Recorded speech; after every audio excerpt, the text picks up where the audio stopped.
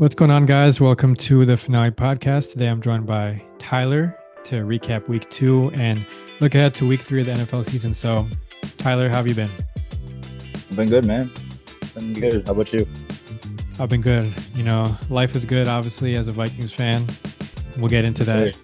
that later Can't on. complain. But, let's dive right into the topics right here. So, first topic, of course, one surprising or disappointing performance from week 2. What would yours be?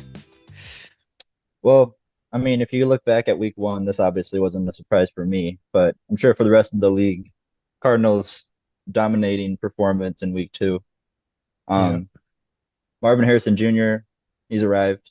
I don't know the exact stat line, but first two catches, two big play touchdowns, just the difference maker, the playmaker that we all thought he could be coming out of college. So cool to see him step into that role. Murray looks great for the first two games, so I think that's kind of been the biggest surprise so far. hmm Yeah, so he had 4 catches, 130 receiving yards, and 2 touchdowns. So, not that many catches, but obviously big plays. Pretty So sure those definitely, were all in the first quarter too, if I'm not yeah, mistaken. yeah, we saw it right away. Yeah. And then obviously, I think Kyler Murray played really well too, first couple of weeks. So Mm, they're looking good. I mean, James Conner, all their receivers, they could be a sneaky team, especially with the 49ers being banged up and the Rams being banged up. yeah, I don't think they could go you never crazy, know. but like you never know. We we've Could be seen this we've year's seen crazier Texans. things, so yeah, could 100%. happen. Yeah. I originally had Carolina for me, but I can't put them anymore because it is what we expect out of this team at this point. So I'm going to move on from them. I'm going to say a surprise was probably the New Orleans Saints and what Hmm. they did at AT&T Stadium in Dallas to beat the Cowboys. I mean, I was not expecting that at all. The Cowboys are really good at home. I don't think they lost any games last year at home, es- except for that playoff game, but I'm not exactly sure on that. I know it was a limited amount of losses, but they were really good at home and losing that game, especially with the way they played in week 1 against the Browns and how Mike Zimmer's defense looked. I was not expecting the Saints to do that at all. So the way that these New Orleans Saints have been looking the first couple weeks, we thought, oh, it was just the Carolina Panthers week 1. Anybody can do that, 48 points. But then to do that again in week 2 and put up, what was it, 44? I want to say, yeah, that's just ridiculous. I mean, this is a team that you know haven't really been relevant since the Drew Brees era, I would say. I mean, they had their few NFC championship runs, but it's been a while since they've been relevant. I mean, but Hmm. now they could honestly contend, especially with how lackluster that division is. I mean, there's not like a real threat in that division to do serious damage. The Saints have been one of the teams in the past that have been consistently the best team in that division. So if they can get some momentum going, I can see them winning this division. But if they get past this gauntlet of, the opening, what is it, 6 weeks, maybe even more, I mean, you never know. They could be one of the best teams in the NFC in general. So I would say the Saints are my team for sure. Specifically want to comment on Alvin Kamara. I mean, he looks like he's back. Yeah. Rashid Shaheed's been making highlight plays this year. Derek Carr looks good right now. So just in general, I like how this team has been playing. And excited to see what they can achieve this year. But first couple weeks have been very impressive. Yeah, definitely. Yeah, didn't Kamara finished with like four total touchdowns or something? Four or five? Something Yeah, ridiculous. 4, yeah. Receiving touchdown, he had 1, then 3 rushing. Yeah. Hmm. Yeah, man, that was a good game from them. But yeah, so the Saints are mine. League news. Let's go into some league news. So Bryce Young getting benched is definitely one of the hotter topics of the week. Kind of hinted on it earlier, but like this is a team that we're not really surprised with when they get destroyed at this point. I mean, this is kind of the Hmm. reputation that they've built, and it hasn't changed so far, even with a new head coach. Bryce Young in week 1 had 161 yards passing and 2 interceptions. And then this past week against the Chargers in the 26-3 loss, he had only 84 yards passing and 1 interception.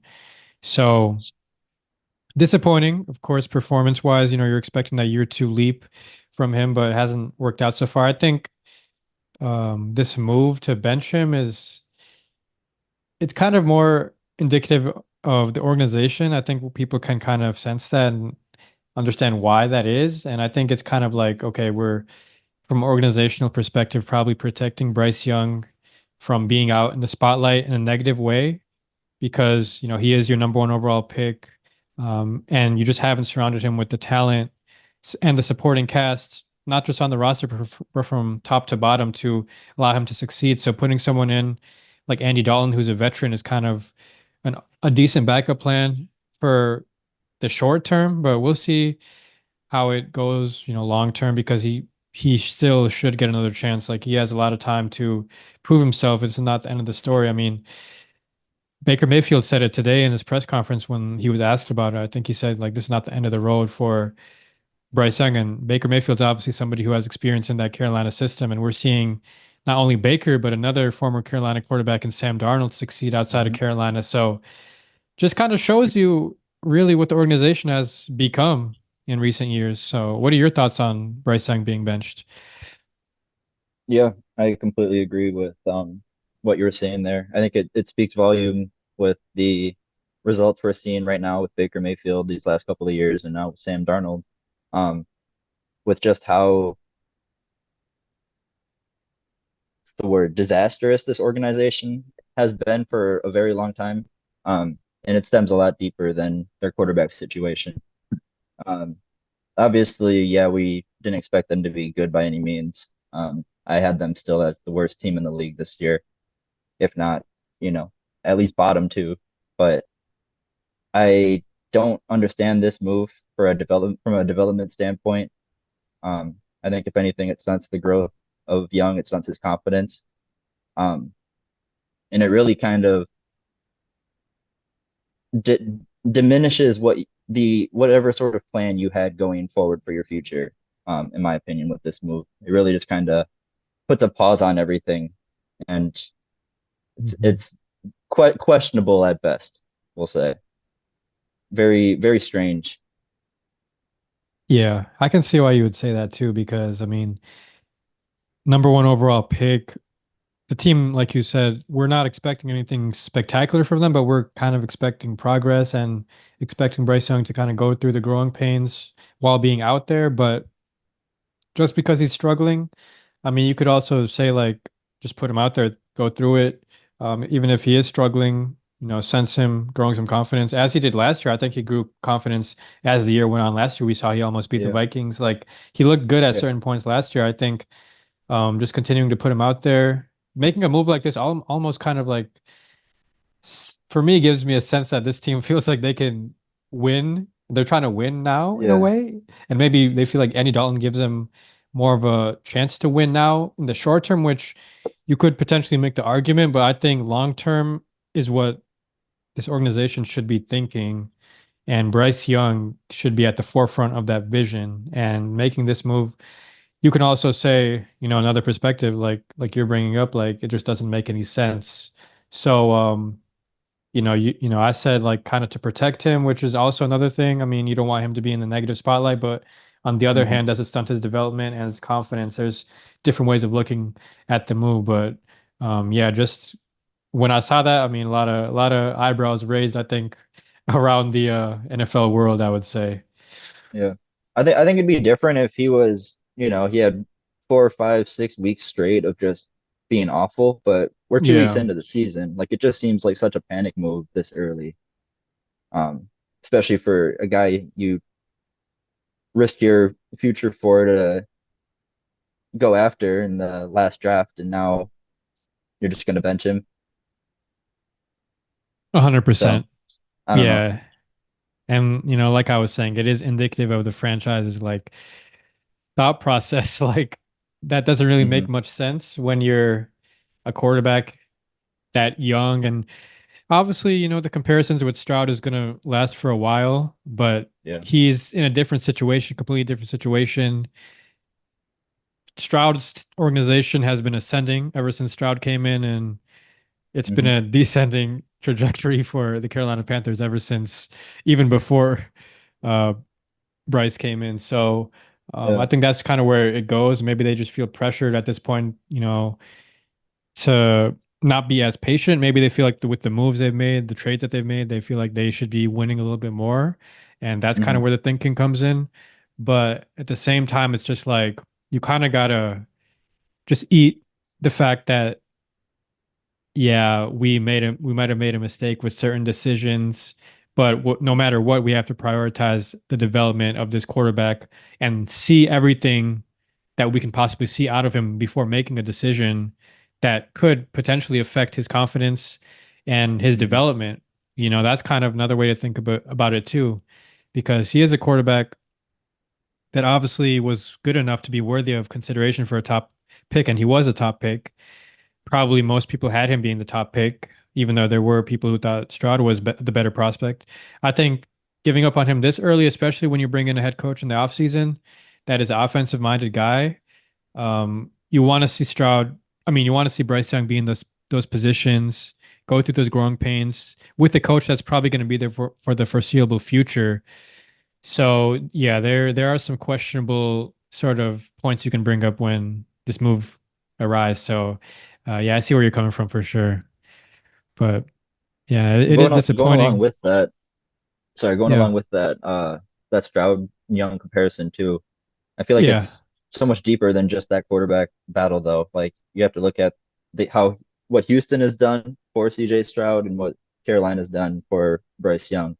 Like Mhm. Houston's brought in, well, first of all, in the draft they went up and got his guy Tank Dell, and then they bring in um Stephon Diggs, Joe Mixon. They just keep adding all these weapons. What has How do you Carolina done? feel? How do you feel about Carolina? Like they've added guys. I mean, Miles Sanders, Adam Thielen, Deontay Johnson. Like, Uh, do you think it's I just not mean, enough, or what do you think? I feel like when Houston is over there adding guys with at the caliber of Stephon Diggs, who still at this point is a top 10 talent in the league. Obviously we haven't quite seen that production quite yet, but that's always expected going into a new system. Um, you have guys like Joe Mixon, you have guys Dalton Schultz. Like Houston just has weapons. I didn't even mention Nico Collins, his number one guy. So I feel like Carolina definitely has made moves. They're just when you're looking at them side by side like that, Carolina's just way down here in comparison to those moves. Like they're just it seems very passive. And then to again go ahead and bench your young quarterback, well, your quarterback young in week two or after week two, like it just seems like a panic move. So I don't know. I I would feel like agree. I feel like they haven't done enough to really give him a fair Yeah. shot. Sort of like the Justin Fields situation in Chicago. Mm, no. They made all their moves Yeah. afterwards. Like, Yeah. That's true. I mean, with Houston, it's like going into CJ Stroud's rookie year. I mean, who's the really like notable guy that they added though? I feel like it was just Dalton Schultz from the Cowboys who was good. mhm, Maybe I'm missing someone like maybe Robert Woods, you can say, but like yeah, going into Bryce Young's rookie year, I mean, they added Thielen. I think they added Sanders, right? yeah. Again, those guys are back end of their careers, and I'm not making the argument that Stroud isn't the better quarterback because obviously he came out and he did incredible things, setting rookie records, and going into the second year. Um, Do you think it's more like is it more about the moves? Is it more about like the organization's urge to win? Like what do you because those are obviously talented players that Carolina's brought mhm. in, but what do you think is the difference for why it works in Houston versus Carolina? Is it I more about the mean, players, like, or is it it definitely organizational? definitely could be more about the players. I Okay. do think going into going into it, Houston looked at it as more of a long-term plan. the plan didn't end when they drafted CJ Stroud. They knew they weren't going to win a Super Bowl in year one with the rookie quarterback. Like the plan continued going into this past offseason with the moves that they made. Yeah. And that's really when they were building around their quarterback. But, I believe those moves are planned out far in advance. Maybe not the exact moves that are made, but however, what they're targeting and what they're going after. Whereas it feels like, again, this is just perspective of the benching of Bryce Young this past couple of days, whenever that announcement was. It really just seems like the Panthers just have no clue what direction they're trying to go in. They have Hmm. no long-term plan. They have no real structure that they're building around. They thought they could draft their quarterback and he could just come in and be the difference maker and change everything. Um, and yeah, now it feels like they're just kind of lost, and it feels like, again, not to keep comparing them to Houston, but it feels like Houston is continuing to make progress, continuing to grow their Yeah. young pieces, continuing to Yeah. add veteran pieces that can help contribute now, and they're ready to make some serious noise for the next few years. Yeah.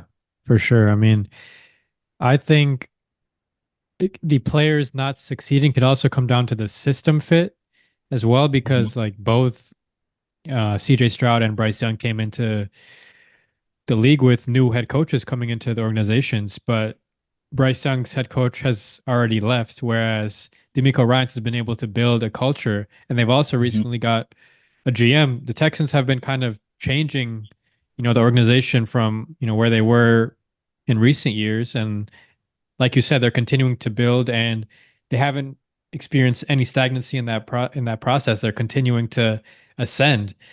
Whereas, yeah, Carolina might have made some moves here and there. They obviously got Frank Reich. They got Canales from Tampa Bay. But it's like when you don't see consistency in the same people in the room, and there's all this change, and there's no like standard that's maintained, Mhm. that also contributes to um, an ability to kind of succeed at the level that you want to succeed at and put that player in position to win. I mean, these sort of moves happening does not benefit Bryce Young. You look at, quarterback like Kirk Cousins, who had numerous offensive coordinators and different offenses he had to adjust to in his first years in Minnesota until Kevin O'Connell came in, which was the only reason that was maintained was because Kevin O'Connell is an offensive head coach. Right. Mike Zimmer's guys. I mean, his offensive coordinators did not succeed after old dude Shermer left for the head coaching job. We had DiFilippo, we had Kubiak, we had Kubiak's son. We just had continuously like just changes, and like that affects the Yeah. quarterback when he doesn't see that consistency. So those sort of moves having a negative impact and affecting the player and also punishing the player for those moves by benching him, I don't think is right. Yeah. So kind of thinking about it a little bit more deeper in that process. I mean, it feels like they're just trying to make the most out of a situation and thinking very short term when an organization like the Carolina Panthers should be thinking long term, especially if better teams than you are thinking long term. The Carolina Panthers should be thinking long term. They're in no position to be thinking like short No. term and trying to rescue wins. Like, what are you trying to prove at this point? Like, we know you're not going to be good. Like, we just want to see progress and growth, especially out of the players that are going to be there for the long run. We're not expecting Adam Thielen to be there for as long as he was in Minnesota. We're not Yeah. expecting, Miles Sanders to be there that long. Like, we're expecting guys like Bryce Young and some of the young guys on your defense to be there. But you need to put them in, those positions to be on the field and also make the moves that are going to allow them to thrive long term. And I don't think they've been able to do that. Now they're just trying to like save face in a way, which ultimately has Bryce Young being benched by that decision. So Yeah. yeah, that's just a lot of ways to think about it, but I think we can agree that the Panthers are not moving in the right direction with a move like that. Definitely. Yeah. Or any Um, direction for that matter. yeah, they're just a little I don't know. We'll move on to the Vikings. A little bit more of a Yeah. lighter subject, a little. Yeah, we've spent enough time talking about the Carolina Yeah. Panthers. Yeah, we dedicated some good amount of time to Carolina. Let's move over to Yeah. Minnesota, who, to everybody's surprise, Hmm. Kings of the North at this current time. First place, 2-0.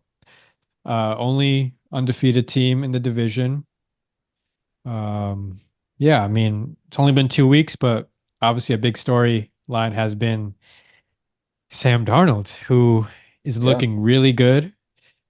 First week looked good. Second week looked good. And he encountered some adversity in both games through interception against New York, through interception in the red zone when they were driving against San Fran, but continued to just attack the game and just make his presence felt and had a big time throw to Jalen Naylor when Hmm. Justin Jefferson was out of the game.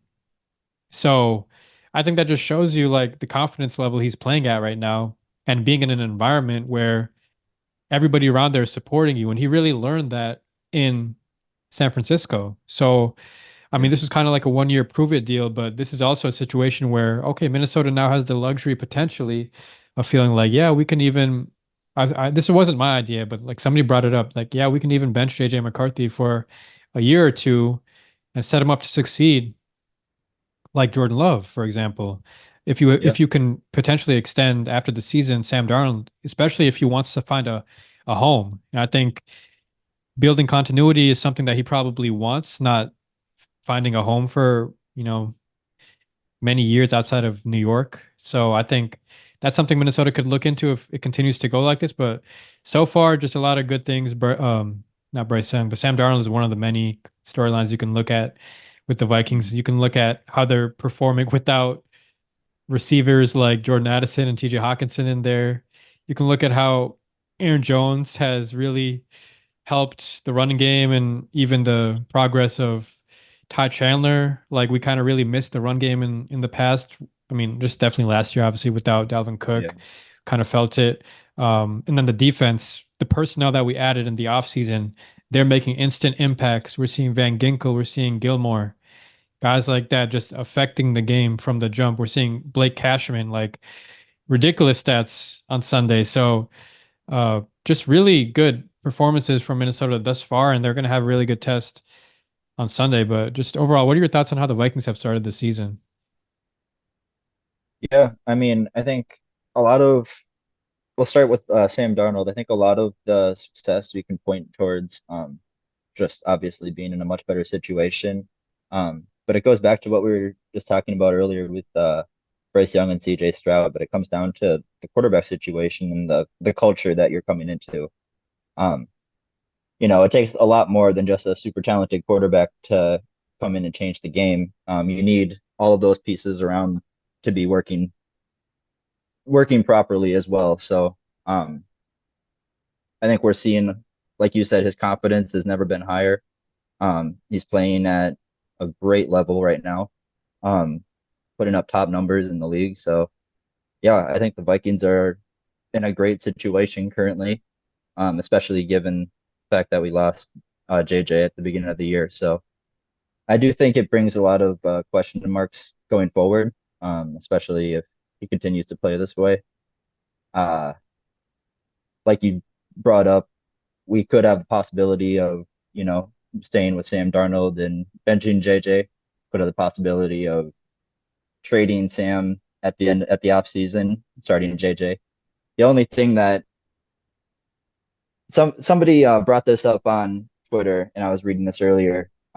It's if we get rid of Sam Darnold, who's been playing great, and we bring JJ McCarthy in, and he's, you know, buns, like we're gonna look like it's gonna look like the dumbest move in football history. So it's really one of those situations where it feels like it's a win-win situation, but it really just it makes the decision a lot tougher, and it's not a bad thing, obviously. As a Vikings fan, I'm never going to be upset about winning games. It'll just make that future decision a lot more interesting. Yeah, that reminds me of that 2017 offseason where we had to we had quarterbacks like Kirk, oh no, not Kirk Cousins, but obviously we signed Kirk It was Cousins, but right, we yeah, had right Case before Keenum. Kirk. we had Case Keenum, we had Teddy Bridgewater, and we had Sam Bradford. Yeah, we were like, who do we Like choose of the we, three? yeah, we had so many good quarterbacks. Like, and then we decided to go with Kirk, even though With neither of Case them, yeah. Keenum just went to the NFC Championship. Like, and that seemed like a logical decision with him, being, a really good quarterback. And obviously, Case Yeah. Keenum didn't look all that great in Denver, and Sam Bradford didn't look that great in Arizona.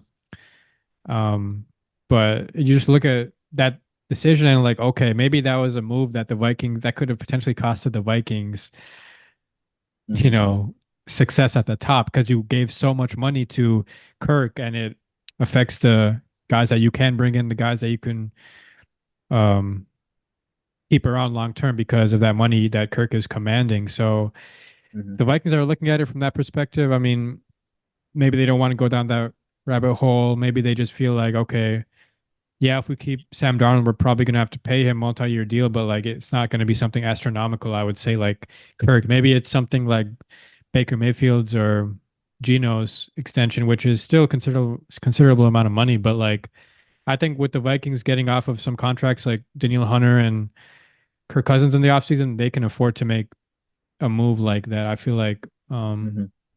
because there's not really anybody else I'm looking at on the roster right now that like you want to pay big money to long term Yeah. that I can think of. Maybe Byron Murphy or Cam Bynum. That's about it though. So Yeah, yeah, that is true. We'll have to bring back some of these defensive pieces, 100% but man. But yeah, otherwise, yeah, I mean, I feel like that was kind of the intention with those moves too, is to free up some flexibility money wise for the future. Um, we seem to yeah, kind of always want to have a little bit of that. So, yeah. And Aaron Jones is on a 1 year deal as well. Like just it is a good I think they've done well to construct this roster. I mean, gotta give credit to Kwesi and Kevin O'Connell. mhm. They could potentially get contract extensions because of these moves too, because they're guys that, came in together, were heavily critiqued for their first draft class. But I mean, these moves right here, I mean, I'm a big fan of them. We saw all those guys make impacts in the first 2 weeks, like even the guys that weren't like the headline names, like Van Ginkel, and even in the D line, like you had Tillery, like guys are just Mhm. like effective. So, I like the moves right now. We'll see how it continues, but off to a really good start. And, technically they haven't lost a game, even counting from the preseason. They're undefeated, like literally. So it's really good feeling to be a Vikings Just fan keep it right rolling. now. Yeah. Exactly. Um, but yeah, as I mentioned, Houston's going to be a really tough opponent, big test. Speaking of Houston, our next topic, Caleb Williams, they played the Houston Texans Sunday Night Hmm. Football, and Caleb Williams did not look that great. He has not looked that great so far, 2 weeks into the season. Yep. Just what are your thoughts on how he's looked and the expectations surrounding him? I honestly, I'm not super surprised by it. And that's not a bash on him. It's just obviously rookie quarterback. Yeah. The Bears haven't been great. Like they obviously made a lot Hmm. of moves. We have higher expectations for them this year, but like I think a lot of people expected Caleb Williams to come in, these new weapons, and just like be the new powerhouse of the league, sort of like how CJ Stroud did last year. And like that's unrealistic to happen all that often. CJ Stroud Yeah. was the exception. Like he's a superstar. And Caleb Williams definitely still has the potential to be that superstar, but I feel like I feel like there's a lot of pressure on him going into it early on in his career, and he's said many times that he's embraced the pressure. He is the pressure. Like Mm. that's totally fine with him. However, it is expected that it is going to weigh on him a little bit, and I think that's just the result that we're seeing right now. So I think he'll figure it out. He'll calm down a little bit. Um, Still has a lot of learning to do, a lot of growing to do. So I wouldn't be too panicked about it. Yeah. I can see the tools. Like he can be really good. He's able to escape, Hmm. sacks. Like he's able to make throws.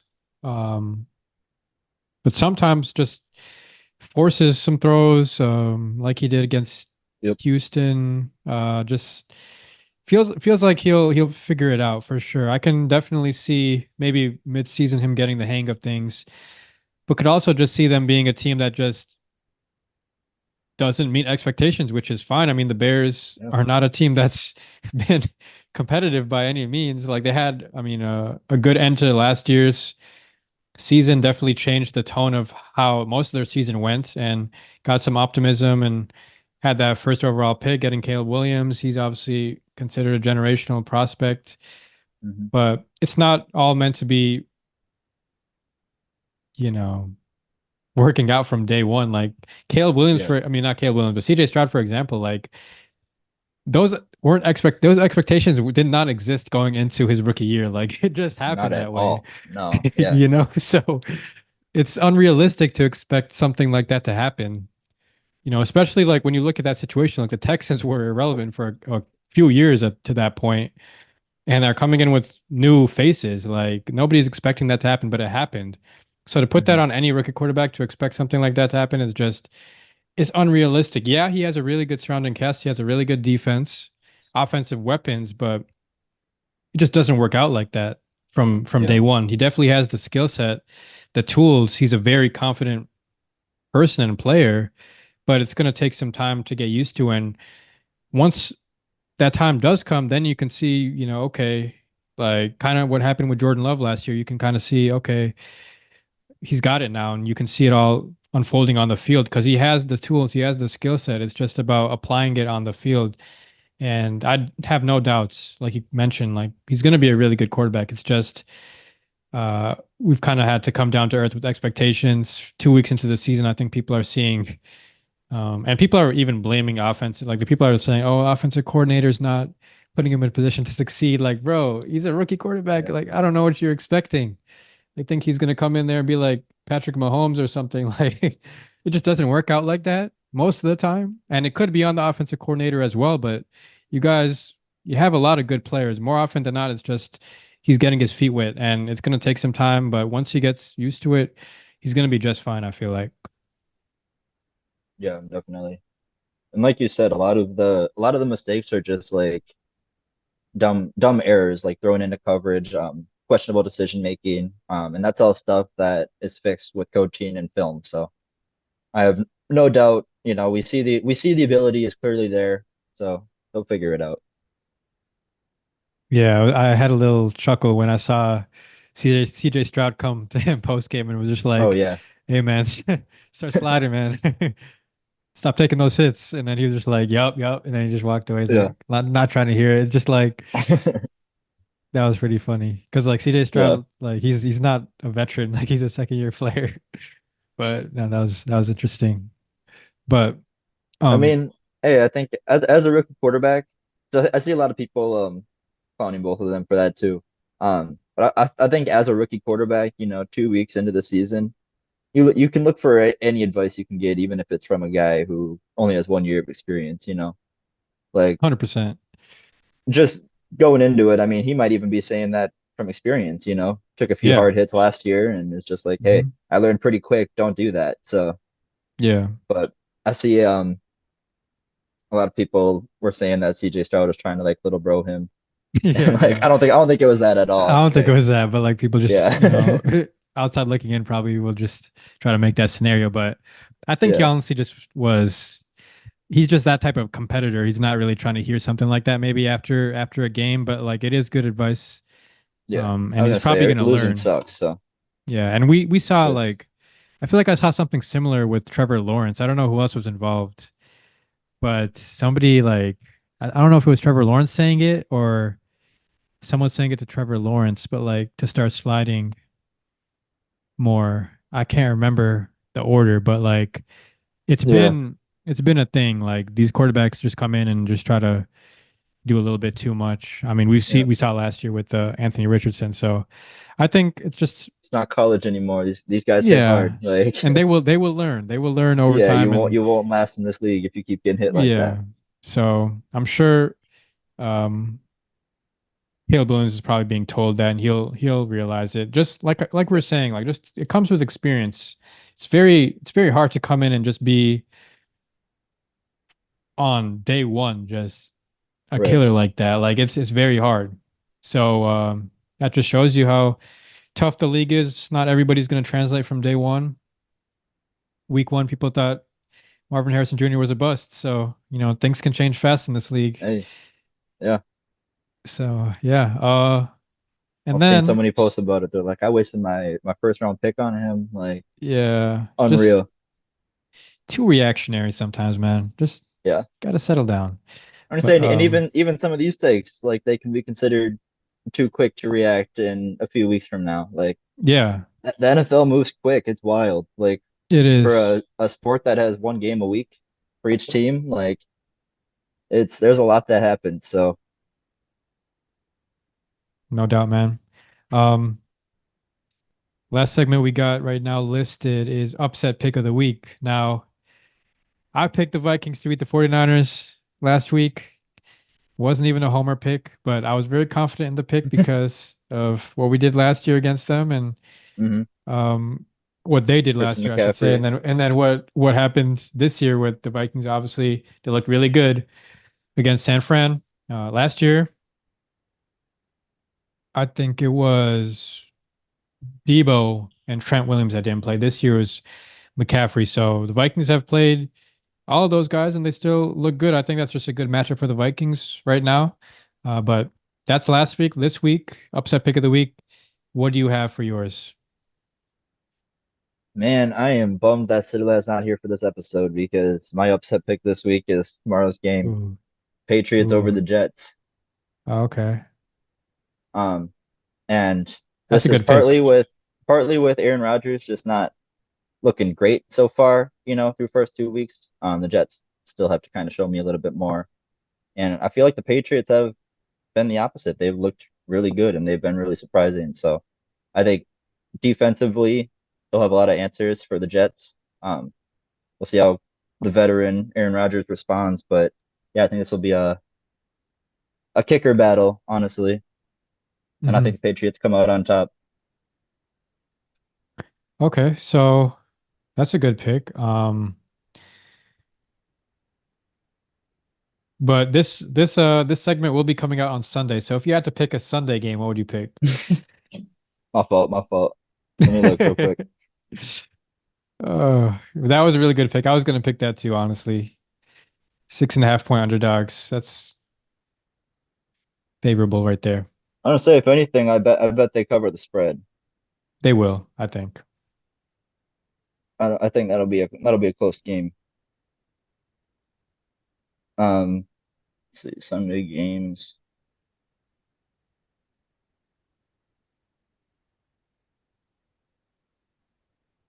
I mean, I picked the Vikings, but you know that's a homer pick, so don't really want to make that case. This Yeah. is interesting to me. I mean, I know two is out, but Miami's 4.5 point underdogs against Seattle. Um, Seattle hasn't looked crazy good. I like that matchup. I think Miami Okay. still has plenty of weapons. I guess we'll see which of their running backs play. I know they have some injury stuff going on, so that injury report could change everything. But um, yeah, I don't know. I feel like that's too high in favor of Seattle Seattle. Yeah. just because Tua's not playing. Right. Yeah. I mean, that could happen. I mean, they've got Skylar Thompson coming in, right? So Hmm. that could definitely happen. The Seahawks Oh, haven't looked that good. that's not gonna be my pick though. Oh, I'm gonna roll. okay. I'm gonna roll with the Cardinals. Oh, okay. I'll change my Cardinals pick three then because I point. was I was definitely gonna pick the Cardinals. But that's Oh, that's a good pick. yeah, yeah. I kept scrolling. They're 3 point underdogs. Yeah. Um, Again, Detroit just hasn't looked incredible to start off the season. And the Cardinals really have. So I think Murray just keeps it going. I think Marvin Harrison Jr. just torches that secondary, and we get a lot of points scored in that one. Hmm. Okay. Ooh, well, you took all the good ones off the board, I'm afraid, but I'll have to go with the Rams beating the 49ers. Mm, This is the home opener for the Rams. Started hmm. the first 2 weeks on the road, 0-2, which is disappointing, I would say, to their standards. Cooper Cup's out for a significant period, and so is Puka Nacua. Hmm. But the Niners are also facing their own injury battles with Debo and Yep. CMC. So I think this is going to be an even matchup. And I trust the Rams to respond from a big time L that they took against the Cardinals. And the Yeah. 49ers, obviously, they didn't lose by as much, but they're also going to be looking to respond. But I feel like the Rams, home crowd in it, obviously, everybody likes to make the case that SoFi Stadium is the 49ers' other home stadium, technically, but I Yeah. think I think the Rams just they'll have the juice and they'll have it going in that game to be able to at least cover the spread.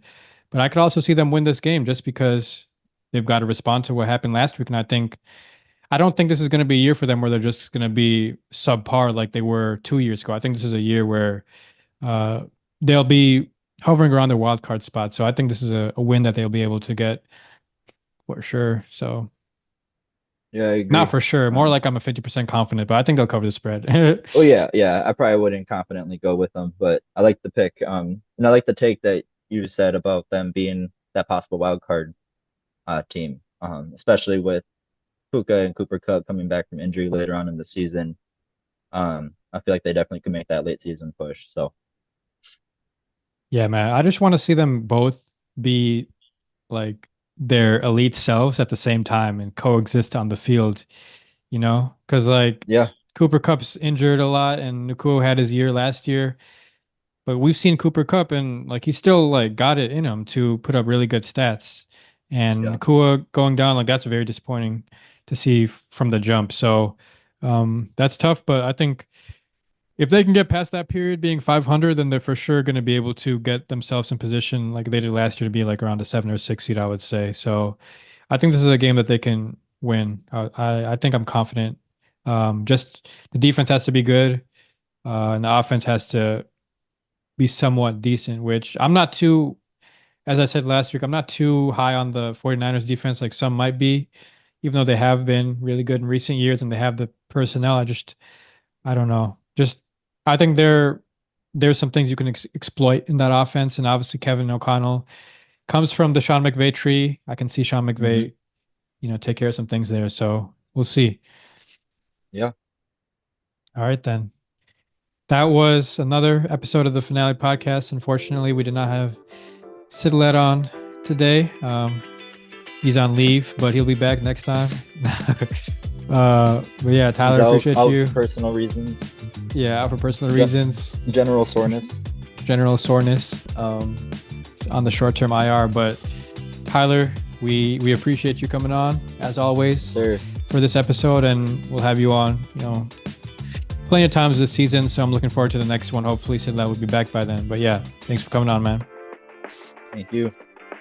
All right, guys, we'll see you next time. Episode 94 in the books. Peace.